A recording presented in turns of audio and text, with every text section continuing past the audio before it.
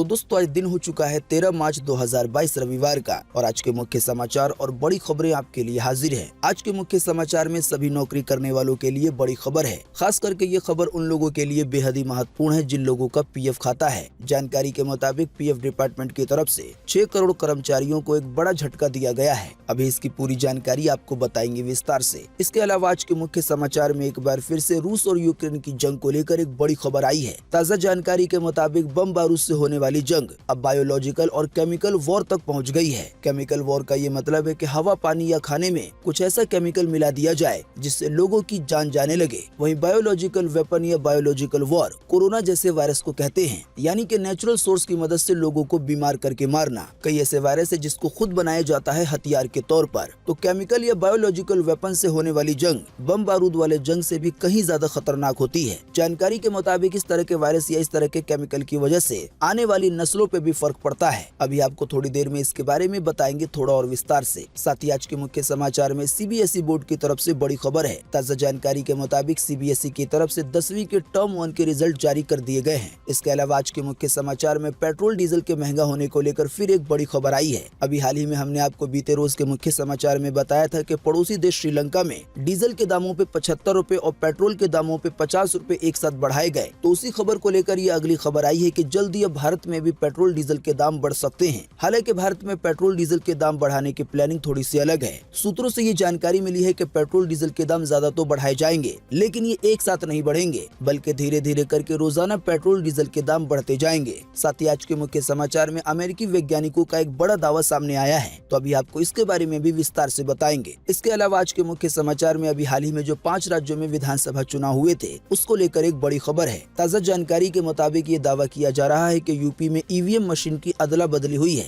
यानी कि उस मशीन की जिसके जरिए वोट डलता है। आज के मुख्य समाचार में इन सभी खबरों के अलावा भी कई और बड़ी खबरें हैं। इसी की वजह से वीडियो को थोड़ा सा भी ना भगाएं और देखें ध्यान से आखिर तक, ताकि कोई भी जानकारी मिस ना हो। वीडियो में बढ़े आगे इससे पहले बस आपसे एक छोटी सी रिक्वेस्ट है कि वीडियो को लाइक कर दे और शेयर कर दे, क्योंकि आपका लाइक और शेयर करना ही होता है हमारी मेहनत का फल। तो आइए बिना देर किए चलते हैं सीधे आज की पहली बड़ी खबर की तरफ।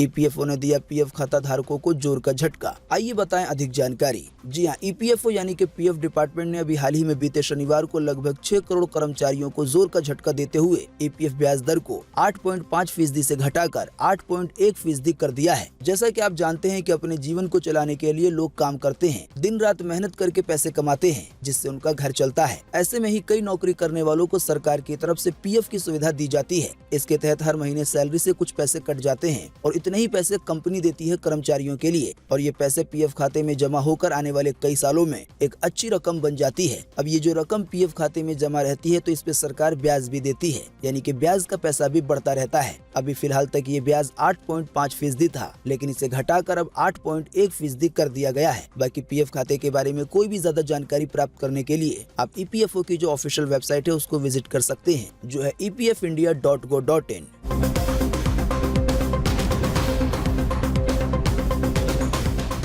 सऊदी अरब में एक ही दिन में 81 लोगों को दी गई सजाए मौत। 1980 का रिकॉर्ड टूटा। जी हाँ, अपने बेहद सख्त नियम कानूनों के लिए जाने जाने वाले सऊदी अरब में अभी हाल ही में बीते शनिवार को 81 लोगों को मौत की सजा दी गई। अरब देश के हालिया इतिहास में एक साथ इतने लोगों को सूली पे चढ़ाने का ये नया रिकॉर्ड है। जिन लोगों को ये सजा दी गई उन पे बलात्कार, हत्या, पूजा स्थलों पे हमला, साथ ही में आतंकवादियों से संबंध जैसे कई संगीन अपराध साबित हुए थे। जानकारी के मुताबिक इनमें आतंकवादी संगठन अल-कायदा, इसके अलावा आईएस और हुती संगठन से जुड़े लोग भी शामिल थे। सऊदी प्रेस एजेंसी ने सऊदी अरब के आंतरिक मंत्रालय के हवाले से बताया कि मौत की सजा पाने वालों में से 73 लोग सऊदी नागरिक थे, बाकी लोग दूसरे जगहों के थे। बाकी 1980 का रिकॉर्ड ऐसे टूटा है कि सन 1980 में एक साथ 63 लोगों को सजाए मौत दी गई थी, लेकिन इस बार केवल एक दिन में बीते शनिवार को 81 लोगों को सजाए मौत दी गई है।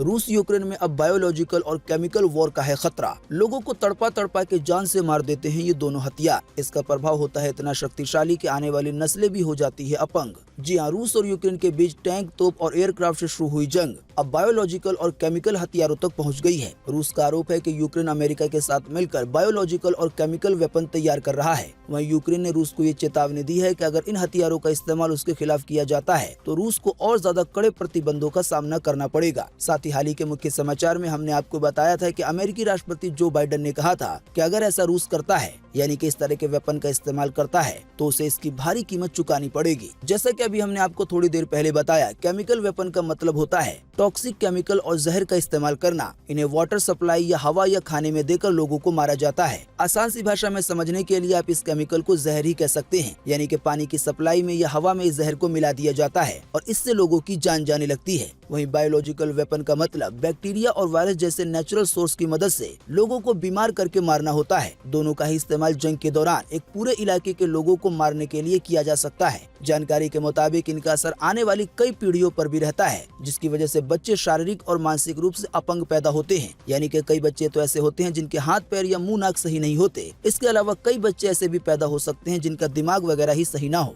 जाहिर सी बात है, केमिकल या बायोलॉजिकल वेपन की वॉर बम बारूद वॉर वाले से कहीं ज्यादा खतरनाक है। जानकारी के मुताबिक रूस का ये आरोप है कि अमेरिका 30 बायोलॉजिकल वेपन का प्रोग्राम चला रहा है। आसान सी भाषा में समझने के लिए कहें तो रूस के आरोप के मुताबिक अमेरिका के पास 30 ऐसे वायरस हो सकते हैं जो कि लोगों की जान ले सकते हैं। वैसे आप नहीं जानते हैं तो आपको बता दें कि जिस समय कोरोना वायरस फैलना शुरू हुआ था तो उस समय चीन पे यही आरोप लग रहे थे। यानी कि चीन के बारे में ये कहा जा रहा था कि उसने कोरोना वायरस को एक बायोलॉजिकल हथियार के रूप में बनाया है। हालांकि चीन की तरफ से इन बातों को खारिज कर दिया गया। अब हो सकता है आप में से कई लोग ये सोचे कि जो लोग वायरस फैलाएंगे तो वो लोग भी तो इसकी चपेट में आ जाएंगे। तो आपको बता दें, ऐसे मामलों में सबसे पहले इसका एंटीडोट तैयार किया जाता है, यानी कि जिसकी तरफ से जिस वायरस का हमला किया जा रहा है उसके पास उसका तोड़ पहले से ही मौजूद होता है। इस तरह के हमले से जुड़ा सीन आपने लास्ट में आई क्रिश मूवी में देखा होगा। जंग से जुड़े कुछ और ताजा अपडेट आए हैं जिसके बारे में अभी बताएंगे आपको थोड़ी देर में। उससे पहले आइए देखते हैं कुछ और अलग खबरें। दोस्तों, अगली खबर के बारे में बताने से पहले आपके लिए एक बड़ा सर्वे और एक बड़ा सवाल। अगर आप इसमें हिस्सा लेंगे और इसका जवाब देंगे तो इससे काफी कुछ पता चलेगा। दोस्तों, जैसा कि आप जानते हैं कि अभी दो देश यानी कि रूस और यूक्रेन के बीच जंग चल रही है और इस जंग का असर लगभग दुनिया के सभी देशों पे पड़ रहा है। तो दोस्तों, इसी बीच आपको इसी वीडियो के नीचे कमेंट बॉक्स में कमेंट करके बताना है कि किसी भी मामले को हल करने के लिए लड़ाई झगड़ा युद्ध ज्यादा अच्छा तरीका है या बातचीत से मामले को हल करना चाहिए। तो फटाफट से आप अपना जवाब इसी वीडियो के नीचे कमेंट बॉक्स में लिखिए अपनी पर्सनल राय के साथ।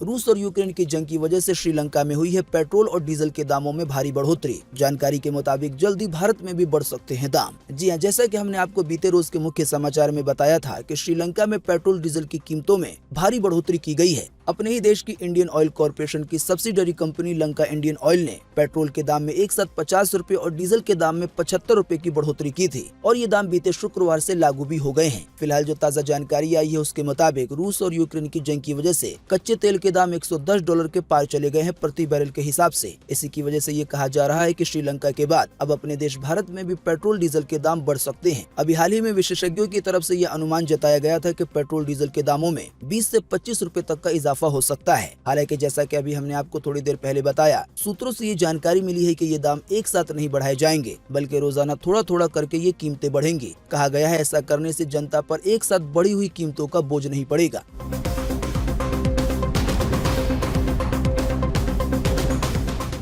इस बार की जनगणना भी होगी ऑनलाइन, हालांकि ऑफलाइन वाला काम भी रहेगा जारी। जानकारी के मुताबिक हर परिवार को एक फॉर्म भरना या भरवाना होगा डिजिटल तरीके से। जी हां, जनगणना 2021 के लिए नागरिकों को ऑनलाइन स्वगणना यानी कि खुद का नाम दर्ज करने की सुविधा दी जाएगी। इसके लिए सरकार ने जनगणना के नियमों में बदलाव किया है। हालांकि ऑनलाइन जनगणना के साथ अब भी घर पे जा जाकर डेटा कलेक्ट किया जाएगा। आसान सी भाषा में कहें तो इस बार की जनगणना ऑनलाइन भी होगी और ऑफलाइन भी होगी। भारत सरकार की तरफ से कुछ नियमों में बदलाव करके जनगणना को ऑनलाइन कराया गया है। फिलहाल जनगणना से जुड़ी जो वेबसाइट होगी उसे बनाया और टेस्ट किया जा रहा है। इसके तहत 200 से ज्यादा अफसर मोबाइल फोन पर इसकी चेकिंग कर रहे हैं। जनगणना पोर्टल यानी कि वेबसाइट खुलने के बाद लोग अपने मोबाइल नंबर के जरिए लॉगिन कर सकेंगे, जैसे आप सभी अकाउंट में लॉगिन कर पाते हैं। यहाँ लोगों को जनसंख्या की गणना के लिए 28 सवालों वाला एक फॉर्म भरना होगा। ऑनलाइन फॉर्म भरने के बाद सभी लोगों को एक ID नंबर दिया जाएगा। इसके बाद लोगों के मकान की लिस्टिंग की जाएगी और लिस्टिंग करने के लिए अधिकारी घर पे आएंगे। अधिकारियों को वो वाला ID नंबर देना पड़ेगा जो आपको ऑनलाइन फॉर्म भरने के बाद मिला है। आपके घर की जानकारी को और आपने जो फॉर्म भरा है उन दोनों को मिला दिया जाएगा। तो इस पूरे काम की और ज्यादा जानकारी क्या है और जिस वेबसाइट पे जाके रजिस्ट्रेशन करना है वो वेबसाइट कौन सी है, इसकी ज्यादा जानकारी अभी आने वाले दिनों में दी जाएगी।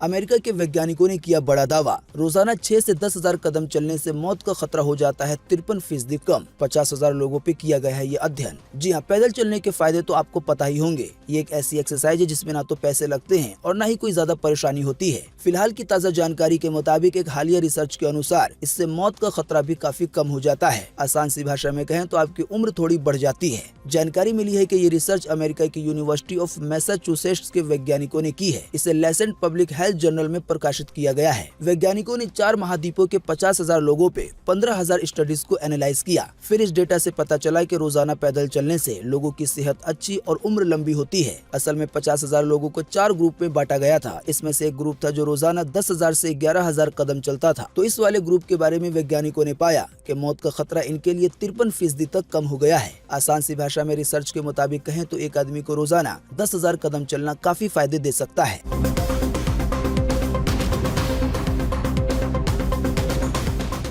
सीबीएसई बोर्ड ने जारी किया 10वीं के टर्म 1 का रिजल्ट। हालांकि ये परिणाम छात्रों के लिए नहीं बल्कि स्कूलों को भेजे गए हैं। जी हाँ, केंद्रीय माध्यमिक शिक्षा बोर्ड यानी कि सीबीएसई ने 10वीं कक्षा के टर्म 1 बोर्ड परीक्षा के नतीजों को स्कूल भेज दिया है। सीबीएसई ने एक ट्वीट करके इसकी जानकारी दी है। सीबीएसई ने कहा है कि केवल थ्योरी के मार्क्स के बारे में स्कूलों को सूचित किया गया है, क्योंकि प्रैक्टिकल और इंटरनल के मार्क्स पहले से ही स्कूलों के पास है। असल में बात यह है कि पिछले कई समय से सीबीएसई के 10वीं और 12वीं के छात्र अपने टर्म 1 परीक्षा के रिजल्ट का इंतजार कर रहे हैं। हालांकि जो ताज़ा जानकारी आई है उसमें सीबीएसई ने ये साफ कर दिया है कि इसका कोई बकायदा रिजल्ट जारी नहीं किया जाएगा। यानी कि 10वीं के जो टर्म 1 के परीक्षा हुए थे तो इसके रिजल्ट वैसे जारी नहीं किए जाएंगे जैसे फाइनल रिजल्ट जारी किया जाता है। बस पिछले वाले परीक्षा से अंक वगैरह की गिनती कर ली जाएगी। जानकारी यह है कि सीबीएसई टर्म 1 परीक्षाओं में इस साल कोई भी छात्र फेल या कंपार्टमेंट की कैटेगरी में नहीं डाला जाएगा। ऐसा इसलिए है क्योंकि ये केवल आधे सत्र की ही परीक्षा है। टर्म 2 की परीक्षा पूरी होने के बाद छात्रों को दोनों परीक्षाओं के अंकों को मिलान करके पास या फेल किया जाएगा या कंपार्टमेंट में डाला जाएगा। आसान सी भाषा में कह सकते हैं कि जो टर्म 1 की परीक्षा हुई थी वो आधी परीक्षा थी। आने वाले दिनों में जब टर्म 2 की परीक्षा हो जाएगी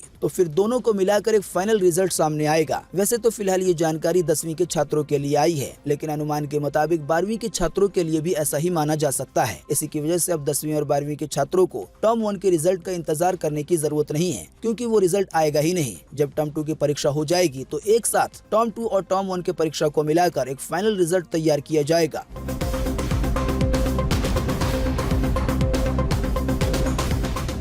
रूस और यूक्रेन की जंग का आज है 18वां दिन। यूक्रेन पे रूस बरसा रहा है इंसान को भाप बना देने वाला बम। जी हाँ, ब्रिटेन के रक्षा मंत्रालय ने यह दावा किया है कि रूसी रक्षा मंत्रालय ने यूक्रेन में इंसान को पल भर में भाप बनाने वाले खतरनाक वैक्यूम बमों का इस्तेमाल की बात मानी है। आसान सी भाषा में कहें तो रूस यूक्रेन में लोगों को मारने के लिए ऐसे बम का भी इस्तेमाल कर रहा है जिससे लोग भाप बन जाते हैं, और इस बम को कहा जाता है वैक्यूम बम। यूक्रेन में वैक्यूम बमों के इस्तेमाल से आम नागरिकों के लिए खतरा पैदा हो गया है। इससे पुतिन के खिलाफ वॉर क्राइम के लिए मुकदमा भी चलाया जा सकता है। साथ ही आपको बता दें, वैक्यूम बम को दुनिया का सबसे घातक गैर परमाणु बमों में गिना जाता है। वैक्यूम बम वातावरण की हवा से ऑक्सीजन को सोखकर एक हाई टेम्परेचर ब्लास्ट करता है। हालांकि जानकारी के मुताबिक इस बम का इस्तेमाल आम नागरिकों के लिए नहीं किया जा सकता। अगर कोई देश इन बमों का इस्तेमाल करता है तो फिर उसके खिलाफ वॉर क्राइम युद्ध अपराध का भी मुकदमा चलाया जा सकता है।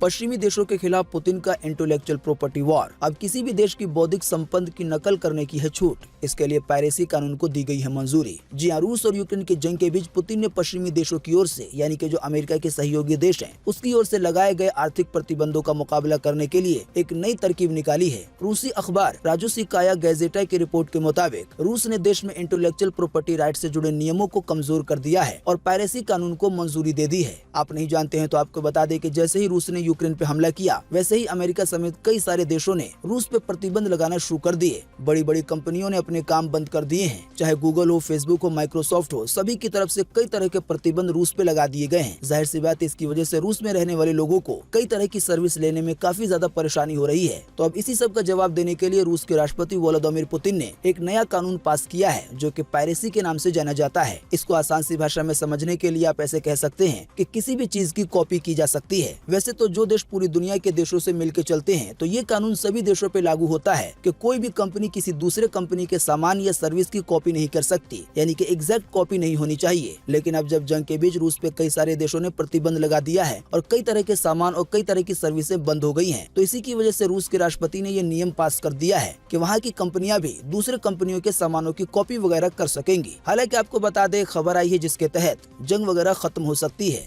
देखें इसकी ज्यादा जानकारी अगली खबर में।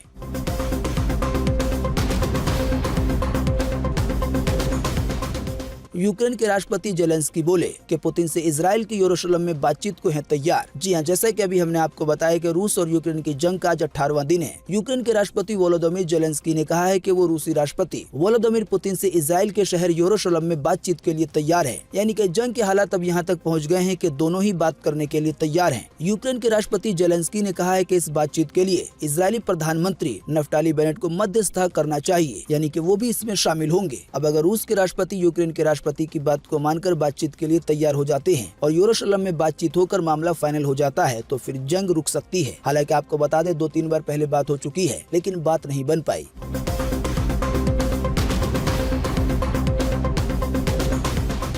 यूपी में ईवीएम पे अफसर का ऑडियो हुआ वायरल। चुनाव अधिकारी कह रहे हैं हर बूथ पे ईवीएम बदल गई है। इस मामले में अखिलेश यादव बोले कि राष्ट्रपति और सुप्रीम कोर्ट ले संज्ञान, यानी की जाए इसकी छानबीन। जी हां, 5 राज्यों में विधानसभा चुनाव के नतीजे आ जाने के बाद ईवीएम पे उठ रहे सवाल तेज हो गए हैं। यूपी के पूर्व सीएम अखिलेश यादव ने ईवीएम बदलने के एक वायरल ऑडियो को लेकर सवाल उठाए हैं। अखिलेश यादव ने सोशल मीडिया पे लिखा है, ईवीएम बदले जाने को लेकर एक चुनाव अधिकारी ने किसी से बात की है, जिसकी ऑडियो रिकॉर्डिंग सोशल मीडिया पे अब वायरल हो रही है। सुप्रीम कोर्ट और राष्ट्रपति को इसका तुरंत संज्ञान लेना चाहिए, यानी कि छानबीन करनी चाहिए। आसान सी भाषा में कहें तो सोशल मीडिया पे अभी एक ऑडियो वायरल हो रहा है। ऑडियो में एक व्यक्ति खुद को चुनाव अधिकारी बता रहा है। हालांकि फिलहाल इस बात की पुष्टि नहीं है कि वो सच में चुनाव अधिकारी है या नहीं। तो जो अपने आप को चुनाव अधिकारी ऑडियो में बता रहा है वो सबसे पहले कहता है कि पहले बिहार चुनाव में ईवीएम की अदला बदली हुई थी। फिर उससे बात कर रहा जो दूसरा व्यक्ति है वो बात के दौरान कहता है कि आपका ईवीएम बदल दिया गया है, आपको पता होना चाहिए था। चुनाव अधिकारी दूसरे व्यक्ति को कहता है कि अपनी नौकरी बचाओ, तो दूसरा अनजान व्यक्ति उस साइड से कहता है कि हर जगह ऐसा ही हुआ है, यानी कि सभी ईवीएम मशीन को बदल दिया गया है। आप नहीं जानते हैं तो आपको बता दें, ईवीएम मशीन उसी मशीन को कहा जाता है जिसमें आप वोट डालते हैं। असल में इस मशीन के 2 भाग होते हैं, एक अधिकारियों के पास होता है और एक वो होता है जहाँ पे आप जाके वोट डालते हैं। वोटों की गिनती इसी मशीन के अंदर होती है। अब देखते हैं आगे आने वाले दिनों में इस मामले में क्या खबर आती है।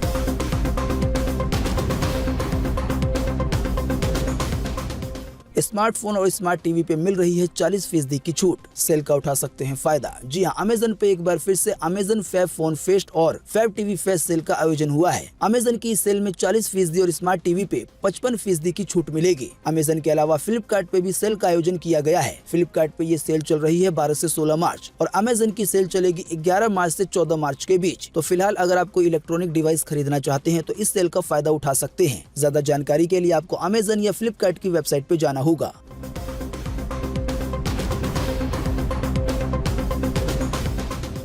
दूसरे टेस्ट मैच के पहले दिन गिरे 16 विकेट। टीम इंडिया अभी भी 166 रन से है आगे। जी हां, भारत और श्रीलंका के बीच दूसरे टेस्ट मैच का पहला दिन गेंदबाजों के नाम रहा। डे नाइट टेस्ट मैच के पहले दिन कुल 16 विकेट गिरे, यानी कि भारत ने अपनी पहली पारी में 10 विकेट के नुकसान पर 252 रन बनाए और ऑल आउट हो गई। जवाब में दिन का खेल खत्म होने तक श्रीलंका ने 6 विकेट खोकर केवल 86 रन बनाए हैं, यानी कि भारतीय टीम लगभग 166 रन आगे है। आपको बता दें, इससे पहले एक और टेस्ट मैच हुआ था जिसमें भारत ने श्रीलंका को हरा दिया था। ये 2 टेस्ट मैच की सीरीज है। स्पोर्ट्स से जुड़े चैनलों पे आप इसका लाइव प्रसारण देख सकते हैं, जैसे कि स्टार स्पोर्ट्स वगैरह।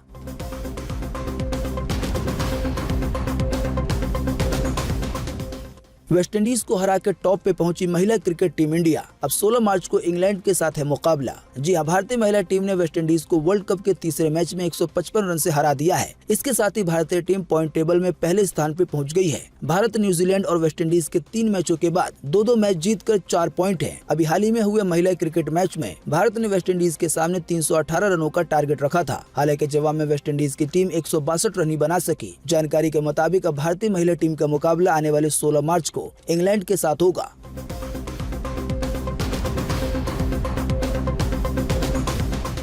देश में एक बार फिर से मिले 3600 से ज्यादा नए मामले कोरोना वायरस के। इसी दौरान 85 से ज्यादा लोगों की फिर गई है जान। जी हाँ, बीते रोज लगभग 24 घंटे में एक बार फिर से 3600 से ज्यादा नए मरीज मिले हैं कोरोना वायरस के। इन नए मरीजों के मिलने के बाद अब अपने देश में कोरोना वायरस के टोटल मरीजों की संख्या 4,29,87,875 हो गई है। साथ ही आपको बता दें, इन टोटल मरीजों में से अभी तक 5,15,803 लोगों की जान जा चुकी है। जब से अपने देश में कोरोना की शुरुआत हुई है तब से लेकर अब तक। साथ ही आपको बताते चलें कि बीते रोज भी लगभग 24 घंटे में 85 से ज्यादा लोगों ने एक बार फिर से अपनी जान गंवाई है कोरोना की वजह से। हाँ, लेकिन अच्छी बात ये रही कि बीते रोज लगभग 24 घंटे में 5100 से ज्यादा लोग ठीक भी हुए हैं। ठीक होने वाले टोटल लोगों की संख्या अब 4,24,31,513 हो गई है। यानी कि इतने सारे लोग टोटल मरीजों में से ठीक हो चुके हैं। बाकी इसके अलावा जो लोग बचे हैं, जिन लोगों का अभी भी इलाज चल रहा है, उनकी संख्या अब हमारे भारत में 40,559 हो गई है। यानी कि ये कुल एक्टिव केसेस की संख्या है। तो दोस्तों, आज 13 मार्च 2022 के यही मुख्य समाचार और बड़ी खबरें थी। उम्मीद करते हैं इससे आपको काफी कुछ जानकारी मिली होगी। हम बस इसके बदले में आपसे इतना ही चाहते हैं कि आप इस वीडियो को लाइक कर दें और शेयर कर दें, क्योंकि आपका लाइक और शेयर करना ही होता है हमारी मेहनत का फल। वीडियो देखने के लिए आपका बहुत बहुत धन्यवाद। Thanks for watching.